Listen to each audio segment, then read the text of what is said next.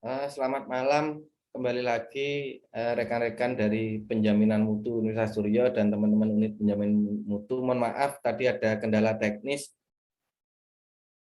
dari notulen dan moderator tim Tracer Study.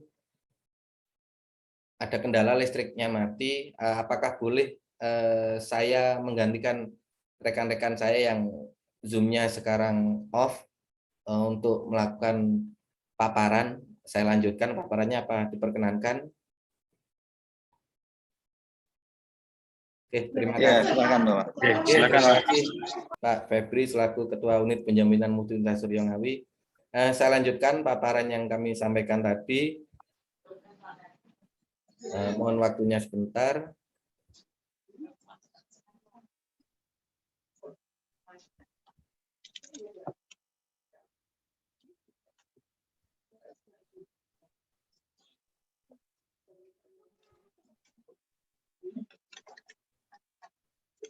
Apakah sudah bisa tampil share screen yang saya kirim pada Bapak Ibu sekalian?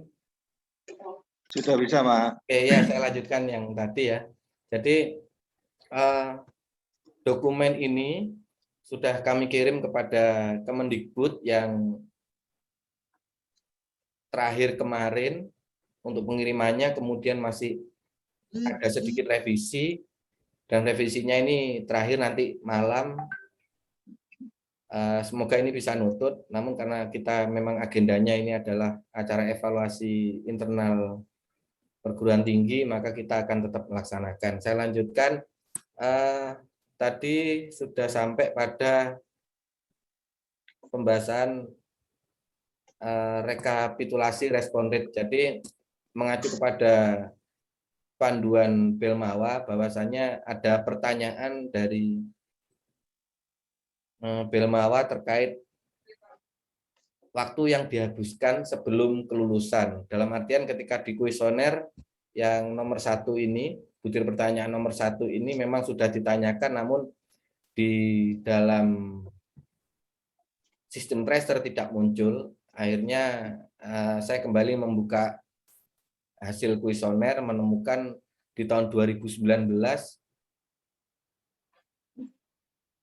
median atau nilai tengah dari waktu yang dihabiskan sebelum kelulusan atau sesudah untuk mendapatkan pekerjaan pertama adalah 1 bulan, kemudian tahun 2020 2 bulan, kemudian untuk yang pertanyaan 2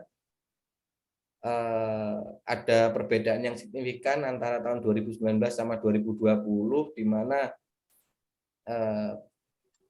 kerja sambilan yang bekerja untuk 2019 89% dan 2020 58%.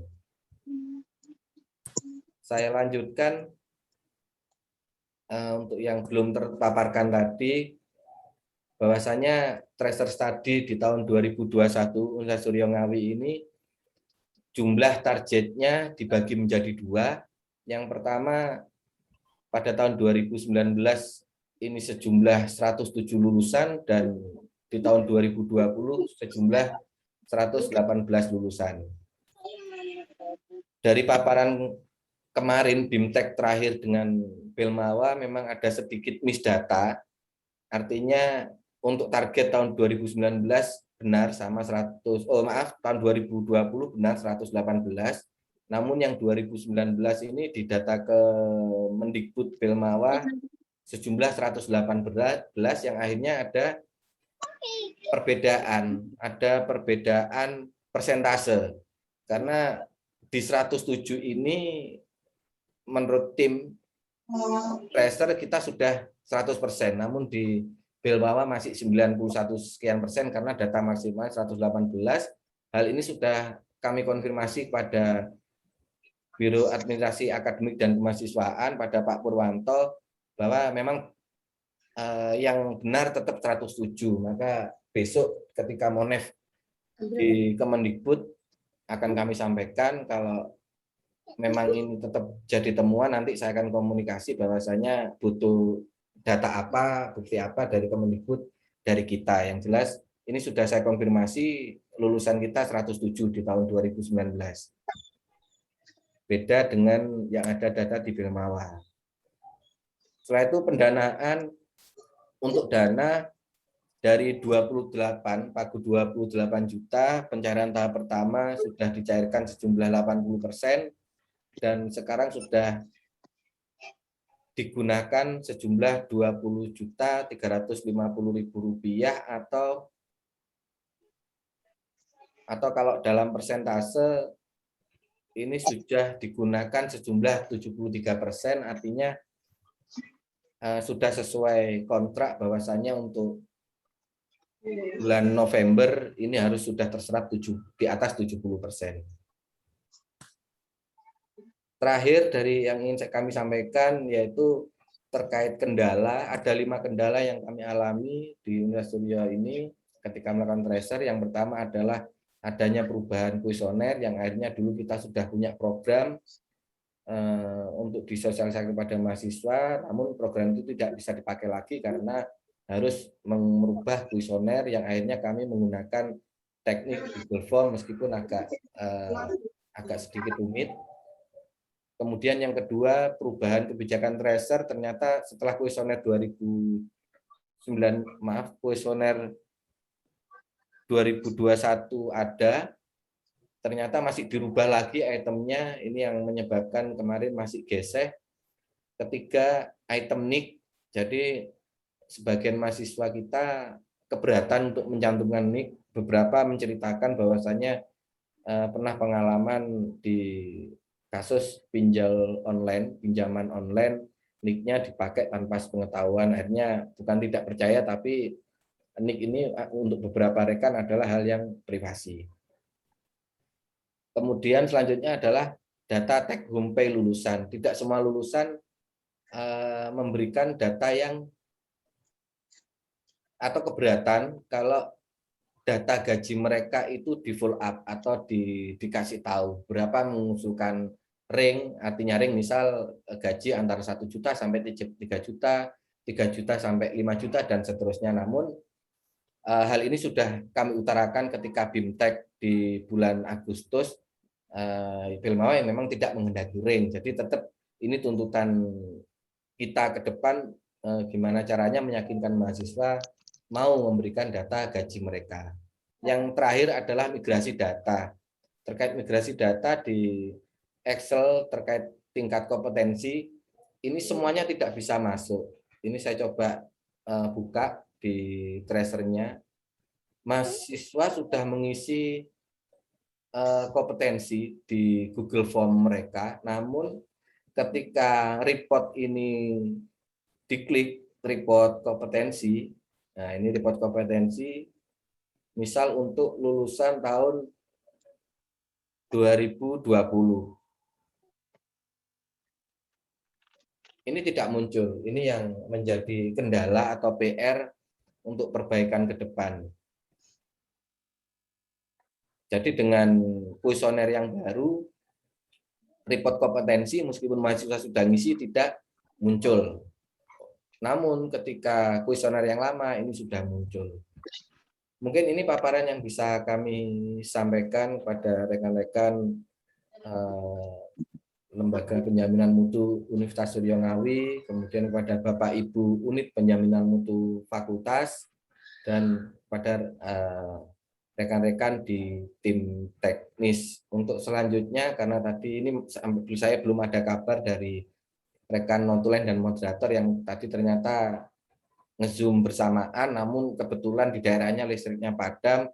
Mohon izin kalau diperbolehkan saya memandu dari pertanyaan ini dan berusaha akan menjawab setiap temuan atau pandangan dari rekan-rekan terkait pelaksanaan tracer study tahun 2021. Dari saya sementara, wassalamualaikum warahmatullahi wabarakatuh. Waalaikumsalam warahmatullahi wabarakatuh.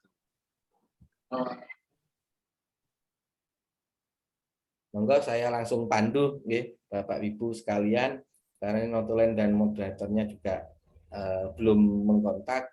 Misal ada yang tanyakan, monggo bergantian. Mungkin ada yang disampaikan rekan-rekan.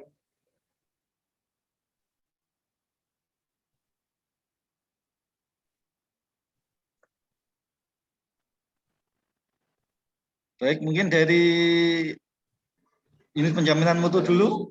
Ada yang ditanyakan dulu. Saya akan mengikuti nanti.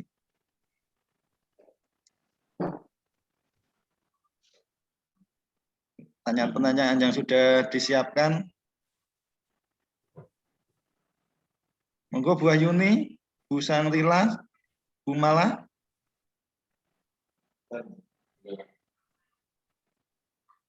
Ya. Belum on ya. Berarti mungkin saya tanya lebih dulu Pak ya untuk menunggu rekan-rekan yang lain. Oke, siap Pak Febri. Ya. Jadi tadi ada terkait kendala, misalnya ada sulitnya alumni untuk memberikan data terkait NIK. Nah, saya ingin menanyakan sejauh mana ini pelaksana tracer ini mendapatkan NIK dari alumni dan untuk solusi kedepannya seperti apa yang akan dilakukan dari pelaksana tracer ini. Sementara itu, boleh langsung kami jawab, Bapak? Ya, silakan Bapak.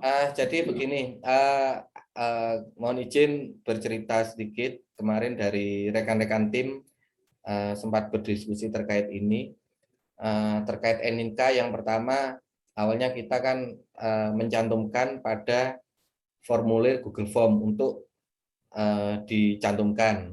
Kemudian data kami rekap, ada sebagian dari waktu itu masih data terkumpul sekitar 80%, itu 73 mahasiswa, sekitar 35 tidak memasukkan kolom NIK dan hanya menuliskan 0. Jadi di Google Form memang kita sudah setting wajib untuk mengisikan, tapi mereka menuliskan 0. Kemudian kami kontak, tim mengkontak mereka. Alasannya bermacam-macam. Yang sering muncul itu karena memang banyak kejadian pinjol, kemudian takut disalahgunakan dan sebagainya.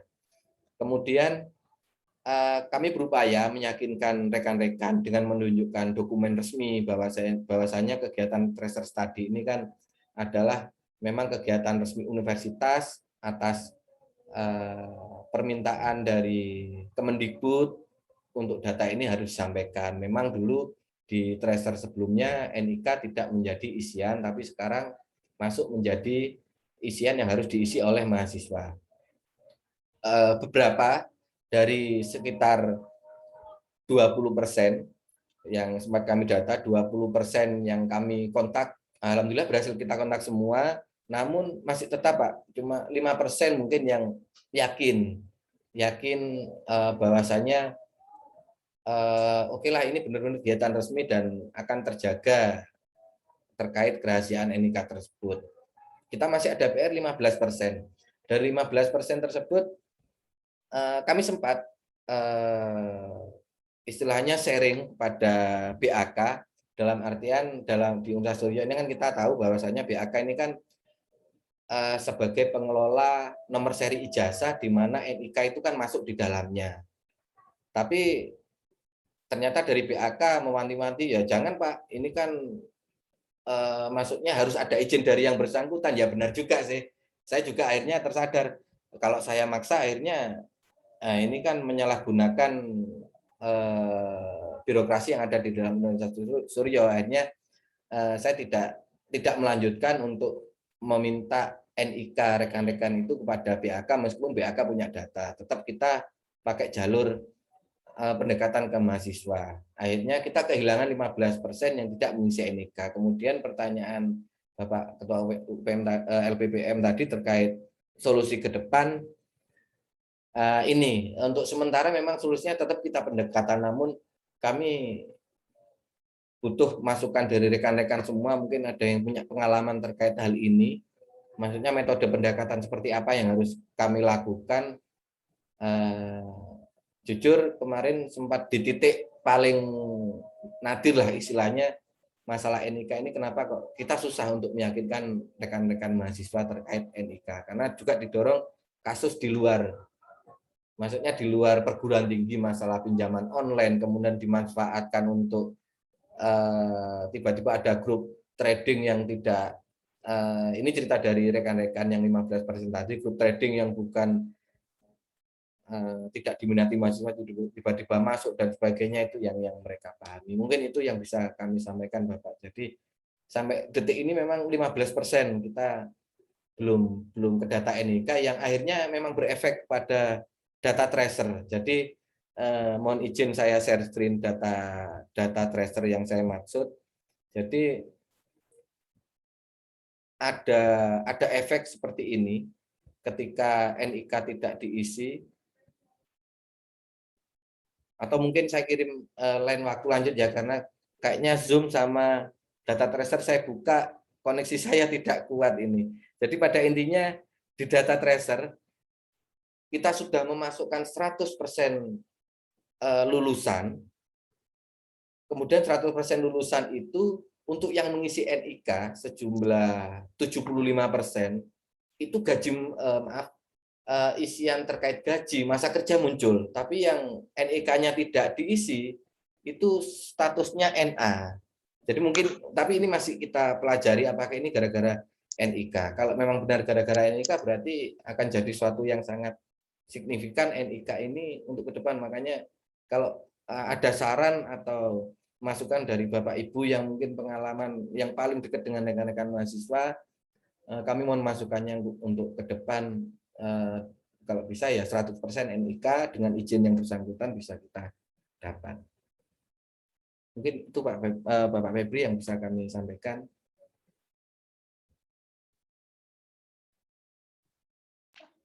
Iya. Mungkin dari rekan-rekan yang lain.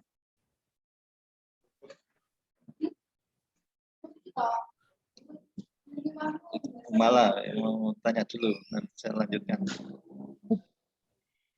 Mohon maaf ini dari tadi ribet, baterainya habis. Halo, tes. Ya. Jelas belum? Sudah jelas, Bu Mala. Iya. Maaf ya Pak, dari tadi ribet Pak, baterainya habis. Nggih Bu, enggak apa-apa. Terdengar jelas ya Pak suara saya? Siap, terdengar suara dan videonya. Iya. Ini mau tanya ini.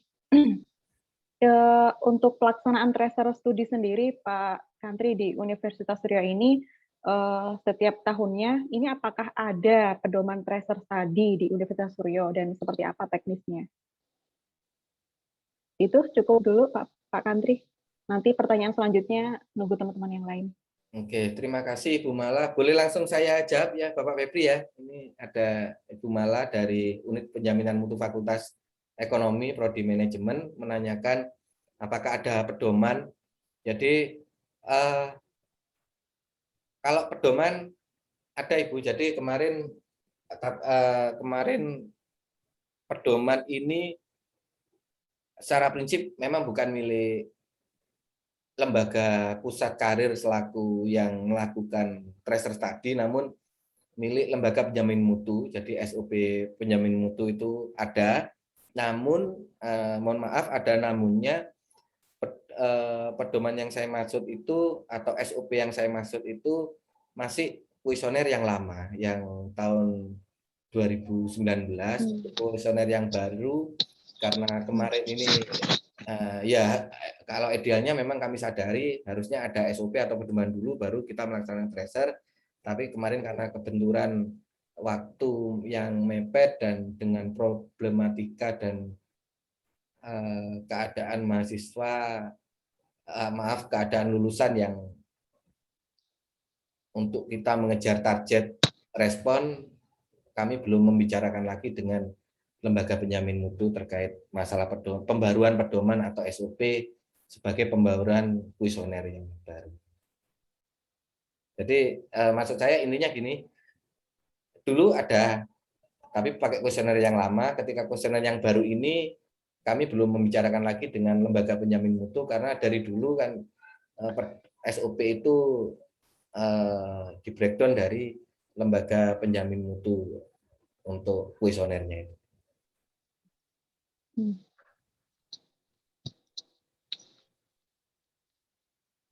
Baik. Bisa diterima Pak jawabannya.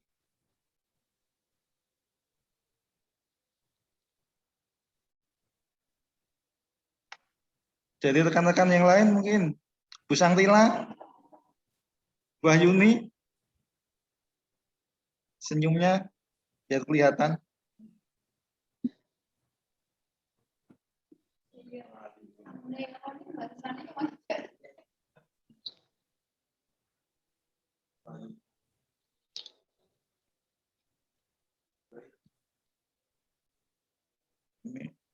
Kalau data intelnya saya mau mengeluarkan ini pertanyaan pamungkas.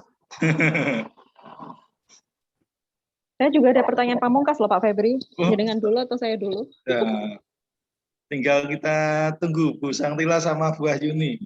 Kita lihat senyumnya. Atau kita subsamjeling nanti kalau nggak ada yang tanya.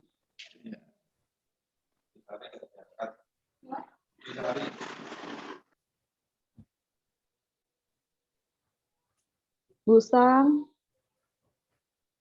Bu Ella, Bu Wahyuni.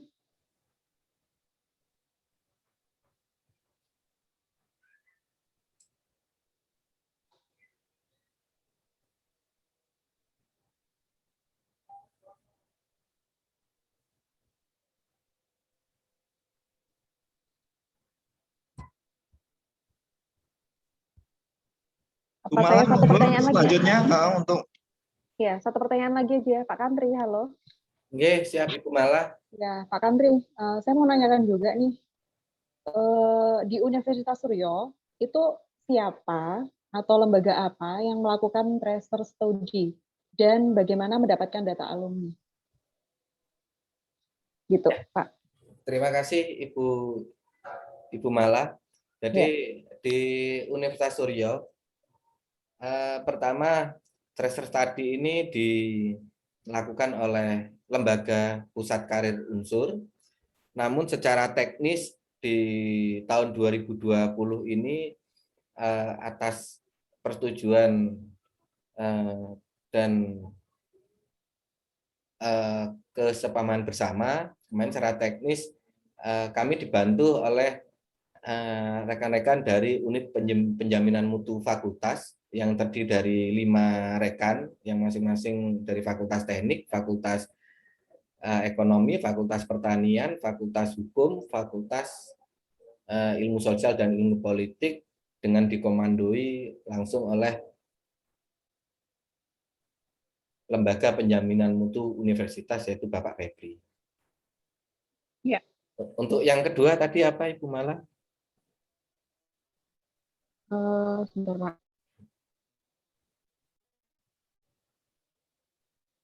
Oh, teknis mendapatkan data ya. Iya, teknis. Ya, Iya, teknis. jadi Ya. teknis mendapatkan data tracer ini pertama kami koordinasi dengan Biro Administrasi Akademik terkait jumlah lulusan di tahun yang akan menjadi responden. Contoh di lulusan 2019, lulusan 2020 mengacu kepada SK Yudisium. Jadi SK Yudisium Fakultas muaranya kan di Biro Administrasi Akademik Pak Purwanto. Kami mendapat data dari sana.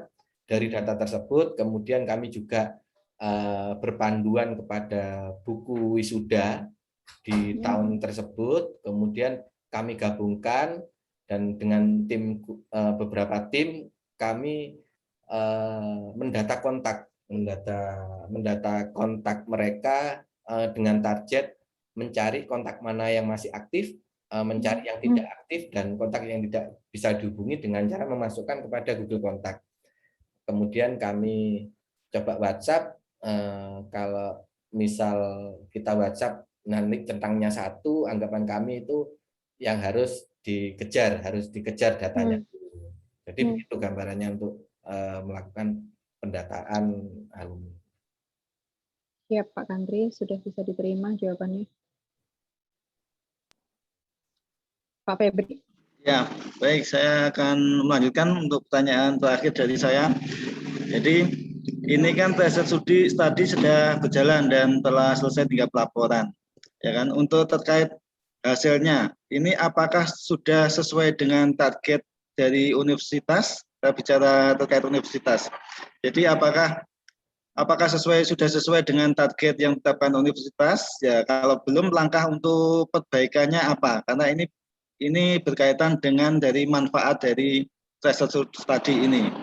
Jadi terkait targetnya seperti apa, capaian lulusan kerja tepat waktunya seperti apa, terus terkait dengan kesesuaian dari bidang pekerjaannya, jadi masing-masing prodi, misalnya bidang keilmuannya, apakah sudah sesuai, berapa capaiannya, kalau misal belum, mungkin apa langkah yang direkomendasikan kepada universitas dari hasil tracer ini.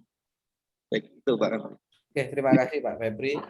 Syukur alhamdulillah untuk tracer tahun 2021, yaitu mentracer tahun angkatan lulusan 2019 dan 2020, dari data kami ini sudah sesuai dan standar dikti, meskipun yang masih kita analisis adalah adanya penurunan. Jadi meskipun tetap standar, tapi kita ada penurunan antara 2019 ke 2020 datanya. Penurunan pertama dalam arti jumlah rata-rata penghasilan, di mana rata-rata penghasilan yang dipatok oleh Kemendikbud, dan Kemendikbud akan mensosialisasikan juga pada BAN-PT untuk kepentingan akreditasi, bahwasanya penghasilan yang layak versi Kemendikbud kan 1 juta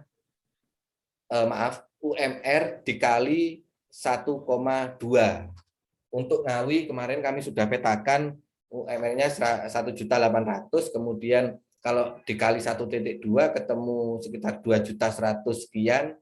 Alhamdulillah dari 225 kalau di total angkatan 2019-2020, 225, hampir separuh, bukan hampir separuh, 150 lebih ini sudah di atas 2 juta. Karena memang penggajiannya kemarin kalau di sistem tracer yang bisa dilacak Kemendikbud ini Pak, ring munculnya. Meskipun kita ngisinya tidak ring, tapi munculnya ring di situ 1 juta, di atas 2 juta. Jadi yang bisa kita lihat kemarin, yang di atas 2 juta itu sudah 65% ke atas. Namun belum tentu yang sisanya itu di bawah UMR, karena ringnya 2 juta. Ini yang akan kita analisis lagi untuk pelaporan yang benar-benar real, yang nanti kami sampaikan di laporan akhir. Namun ini masih akan diuji, Bapak, yang kami katakan ini juga masih diuji minggu depan, tanggalnya belum tentu, diuji juga oleh tim Monef nasional yang kami katakan. Jadi memang secara ilmiah yang kami katakan ini belum bisa dikatakan benar karena belum melalui ujian pertama di Monef internal malam hari ini sama ujian Monef eksternal perguruan tinggi besok. Jadi ini masih diuji. Tapi secara garis besar, alhamdulillah sesuai standar yang dipatok dikti, meskipun 2019, lulusan 2019 masih lebih tinggi daripada lulusan 2020 persentasenya. Jadi ini yang bisa kami sampaikan, Bapak Febri. Ya, baik. Itu Pak. Bu Sangrila menampakkan diri, mungkin mau menanyakan sesuatu. Oke Pak, ini mau tanya. Halo Pak Andri. Ya, Ibu Sangrila, Unit Penjaminan Mutu dari Ilmu Administrasi Negara atau Sospol. Monggo, Ibu. Ini tracer study ini manfaatnya untuk universitas itu apa? Apakah sudah ada manfaatnya sampai saat ini, Pak? Oke, baik Ibu Sangrila. Langsung boleh saya jawab, Ibu Sangrila? Boleh. Oke, jadi tracer study atau data lulusan ini bagian dari indikator kerja utama yang misal untuk perguruan tinggi negeri adalah kewajiban. Kalau untuk PET seperti kita kan masih imbauan untuk pemenuhan indikator kerja utama, di mana kita bisa mendata segmen terkait mahasiswa atau kelayakan mahasiswa, di mana kelayakan mahasiswa yang lulus dari suatu perguruan tinggi itu dikatakan layak ada beberapa kategori. Yang pertama melanjutkan studi, kemudian yang kedua bisa mendapatkan kerja di bawah 6 bulan, kemudian bisa bergaji 1,2 kali UMR di mana dia bekerja. Tentunya ini akan sangat bermanfaat karena data ini selain dibutuhkan oleh Kemendikbud, selain selalu diminta oleh LLDT tiap semesternya, bahkan untuk isian agregasi, untuk agregasi prodi maupun institusi juga mendapatkan komponen yang persentasenya cukup signifikan. Untuk detailnya memang saya belum bisa mengutarakan karena belum membuka, tapi ini yang saya dapat info dari beberapa BIMTEK bahwasanya tracer study atau pelacakan alumni dengan kriteria-kriteria sesuai pedoman dari Belmawa Kemendikbud, ketika ini dilakukan dengan tertib, maka manfaatnya akan sangat bisa bermanfaat untuk penilaian di pengelolaan perguruan tinggi. Mungkin itu Ibu Sangrila yang bisa saya sampaikan terkait manfaat. Oh gitu, Pak. Terima kasih.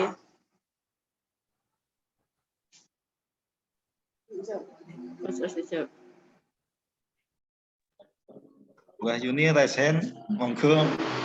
Oh iya. Ya, saya nggak ngaktifin videonya, Pak. Maaf. Gini, Ya, mau Ibu nanya Wahyuni. Pak Kantri. Ya, Tadi Ibu kan Wahyuni. dikatakan Pak Kantri secara berkala LLDikti meminta data tersebut. Nah, yang saya tanyakan adalah sistem yang digunakan. Kalau LLDikti minta, apakah LLDikti mengeluarkan sistem yang sama dari satu universitas ke universitas yang lain untuk melihat capaian-capaiannya? Itu dulu pertanyaan saya. Terima kasih Ibu Wahyuni. Jadi LLDT info dari Belmawa juga diberikan password user yang bisa memantau tracer Kemendikbud yang seperti yang punya Unda Suryo, cuma tidak bisa mengisi, bisa memantau.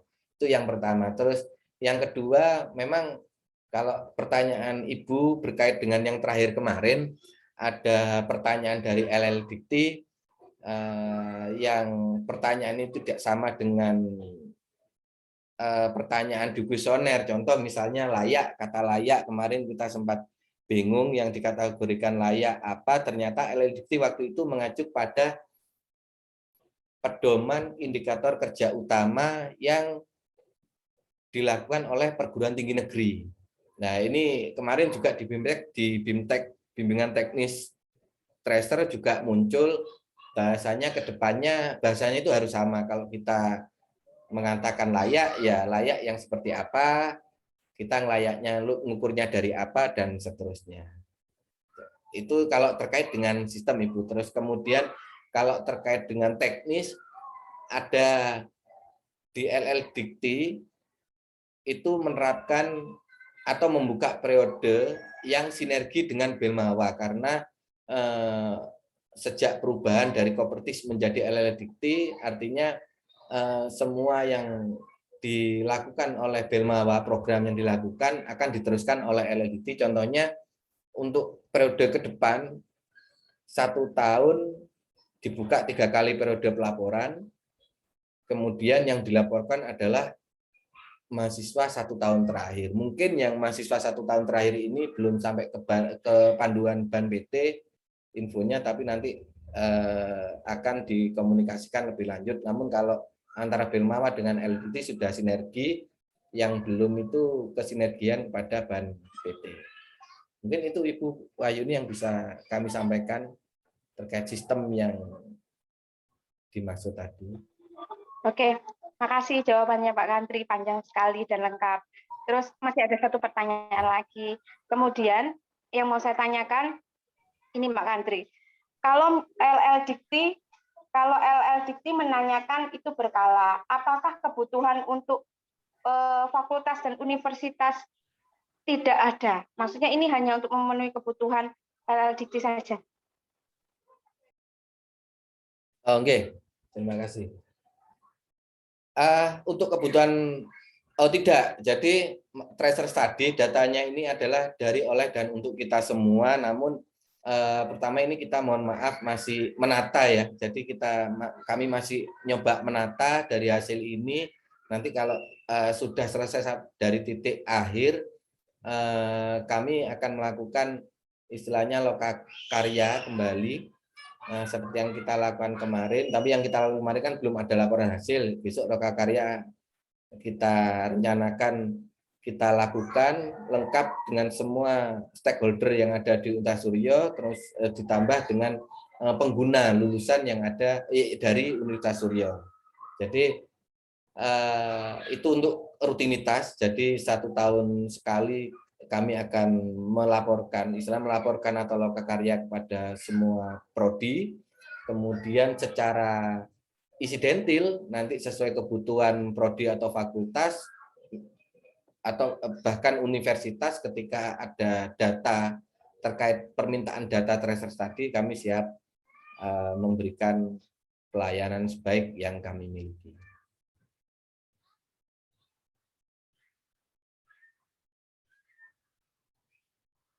Mungkin begitu Ibu Wahyuni. Masih tanya, jangan bosan ya Pak. Siap. Kasih tanya. Ini siap. Ini kalau nah tadi dikatakan sama Pak Kantri, nanti data-datanya itu yang akan memberikan adalah, nah ini pihak siapa Pak? Jadi siapa yang akan bertanggung jawab dengan data-data ini? Apakah tidak semua fakultas punya, ataukah bukan universitas, atau siapa yang bertanggung jawab dengan data-data ini? Oh ya, jadi semua data ini adalah tanggung jawab dari Lembaga Pusat Karir, Ibu, meskipun dalam pengelolaannya, pengambilan datanya kan dibantu oleh rekan-rekan dari masing-masing prodi lewat unit penjaminan mutu. Namun nanti ketika kami sudah gabungkan, sudah benar-benar final dan sudah melewati tahapan pelaporan dan monitoring evaluasi baik internal maupun eksternal, maka kebutuhan data ini akan disediakan oleh Lembaga Pusat Karir.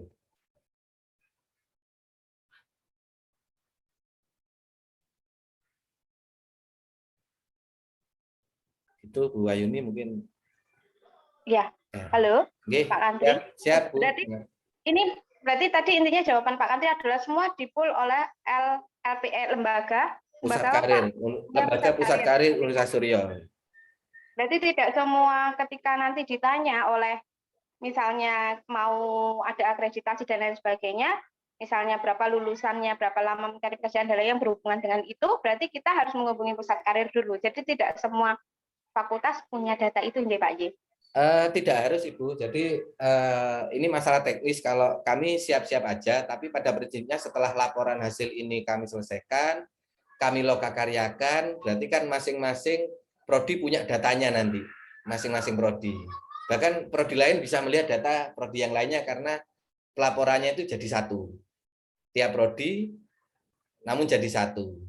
Nanti kami berikan bisa kemungkinan sementara bayangan kami soft file, tapi kalau memang nanti ada rezeki kami buat hard copy yang masing-masing punya, dalam artian kita menggandakan menjadi 6 ganda, 1 untuk universitas, terus kemudian yang 5 untuk masing-masing prodi. Namun seperti kita ketahui bersama, terkadang kan penuangan data di dalamnya itu terkadang dengan berbagai kegiatan aktivitas yang lain kita sering lupa, oh ini maksudnya apa sih? Lah di situ Pusat Karir masih bertanggung jawab secara moral untuk bisa menjelaskan atau memenuhi kebutuhan ketika ada kekurangan dari permintaan suatu kegiatan. Contoh kegiatan permintaan data LLDikti ternyata di laporan itu nggak ada, maka Pusat Karir tetap akan mengupayakan dan mencarikan solusi. Jadi pada prinsipnya kalau yang dimaksud Bu Wahyuni tadi, nanti ketika ada kegiatan prodi apa harus ke LPK? Tidak harus sebenarnya kalau kebutuhan itu nanti sudah terjawab oleh hasil laporan yang akan kami berikan di akhir kegiatan nanti, insya Allah sebelum 4 Desember tahun 2021. Pak, berarti laporan itu nanti akan diberikan kepada pimpinan fakultas masing-masing. Ya, sama pimpinan itu nanti, itu nanti yang mengekip data adalah pimpinan fakultas masing-masing, ya Pak. Yang nanti kalau misalnya membutuhkan keterangan atau membutuhkan penjelasan tentang data, kembali lagi ke LPK. Begitu ya, Pak? Ya, betul. Gitu. Oke, siap. Terima kasih Pak Kantri, terima Ya. kasih teman-teman. Maaf tanyanya banyak.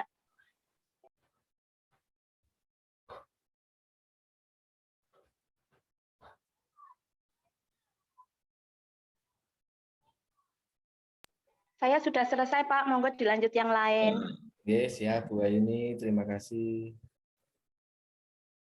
Ini pertanyaan penutup ya Bu Ayuni tadi. Alhamdulillah. Masa Pak? Masa Sudah. Pak, nggak ada lagi yang nanya? Sudah, Bu Mala sudah, Bu Sangrila sudah. Berarti sudah selesai. Ya. Ini Pak Kurniawan sama Mas Arif ini biasanya tim teknis. Pertanyaannya kan lebih ke teknisnya.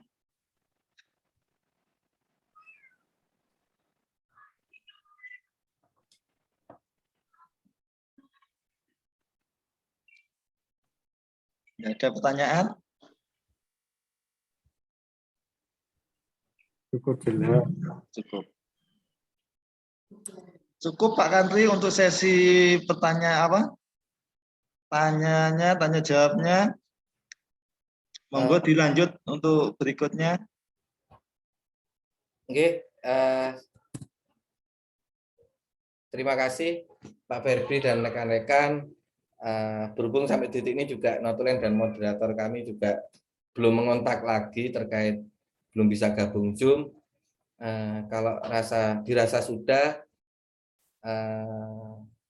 kalau hasil pandangan umum Monef internalnya nanti biasanya menyusul nggih Pak Febri nggih.